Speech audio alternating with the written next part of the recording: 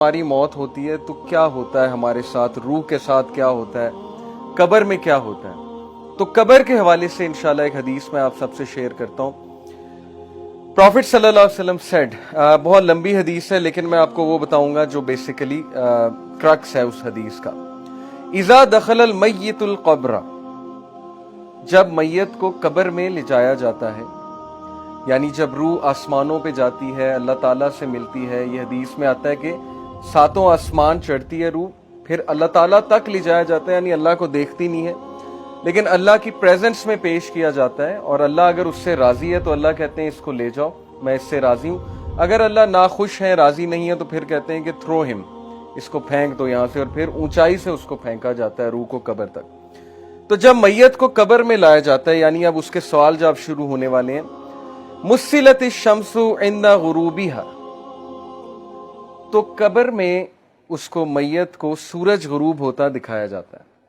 जैसे असर के टाइम पे नहीं आपने देखा, सूरज जब गुरूब हो रहा होता है एकदम ख्याल आता है कि नमाज पढ़नी है। फयजलिसु यमसहु आइनैहि, तो वो अपनी आंखें मलता है।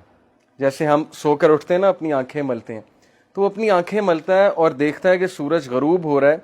वयक़ूल, तो वो कहता है दावुनी उसल्ली, कि मुझे नमाज पढ़ने दो, असर का वक्त जा रहा है, मुझे नमाज पढ़ने दो।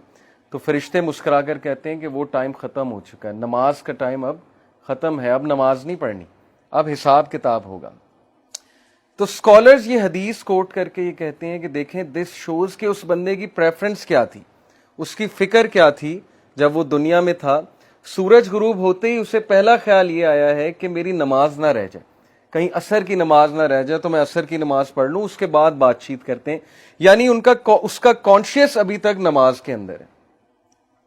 और ये चीज बहुत से मेडिकल डॉक्टर्स बताते हैं। मैं एक लेक्चर सुन रहा था एक स्कॉलर का, उन्होंने बड़ी जबरदस्त बात की।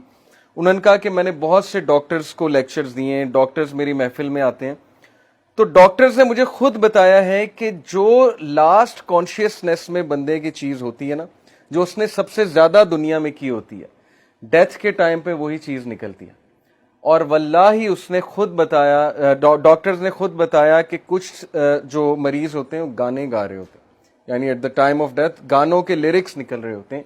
तो ये मेडिकल साइंस भी यही बताती है कि हमारे न्यूरॉन्स के कनेक्शन स्ट्रांग जब बन जाए ना किसी चीज के हवाले से, ज़ाहिर है एक बंदा एक खास महफिल में बैठ रहा है, उसमें एक खास तरह की बातें सुन रहा है या कर रहा है, तो उसके न्यूरॉन्स के कनेक्शन उन बातों के मुताबिक बन जाएंगे और फिर उसके कॉन्शियसनेस में वही चीज होगी। और जब भी वो अनकॉन्शियस होने लगेगा तो कॉन्शियस की वही चीज रिपीट होगी जो असल में वो करता है। ये तो पक्की बात है। तो ये वो शख्स है जिसने नमाज को बहुत फौकियत दी दुनिया की जिंदगी में, और उसकी फिक्र ही ये थी कि मेरी नमाज ना निकल जाए, नमाज ना निकल जाए। तो ये हदीस सुनाने का मकसद ये था कि उसके लिए नमाज मैटर करती थी दुनिया की जिंदगी में, इसलिए कब्र में जाकर भी उसे ये ख्याल आया कि हाय मेरी असर की नमाज ना निकल जाए। तो दिस